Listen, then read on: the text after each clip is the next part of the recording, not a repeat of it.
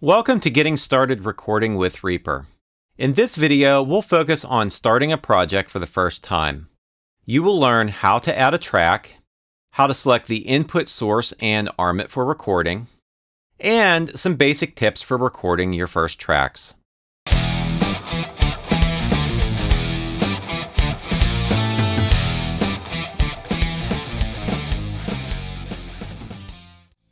In the previous video, we looked at an active project with close to 100 tracks. However, when you open Reaper to start your project, it will look like something you see on your screen right here. There are no tracks in the track control panel nor in the mixer control panel. So the first step is to add tracks. The easiest way to do this is to double-click, and then we'll add multiple tracks here.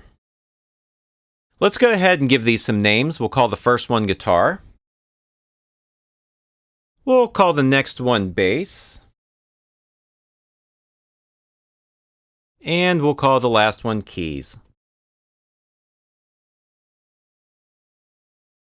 Now that we've added some tracks, let's go ahead and set the first one up for recording. To do this, we'll click Record Arm, and then we'll select our input. When you click on Input, you'll see several options including mono, stereo, and MIDI if you're using a keyboard or electronic drums. For this, we'll go ahead and select mono and input 1 on our device. Next, go ahead and play your instrument while you watch the meter on the right-hand side. You'll want to target an average level around -14 to -18 on the meter. This will give you a good, strong signal, but not so strong that you have to worry about clipping.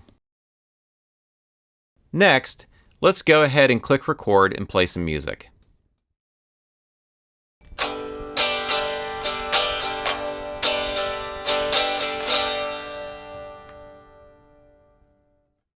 When finished, hit the space bar, which will give you the option to save what you just recorded or delete. We'll go ahead and save. Before we wrap up, I'd like to share a couple of tips for recording your first tracks. First, use the metronome. This will help you to time your playing across various tracks so beats are synced together. Second, allow 1 to 2 bars or 4 to 8 counts at the beginning of your recording. This will give you enough time to comfortably get from the mouse or keyboard to your instrument and begin playing.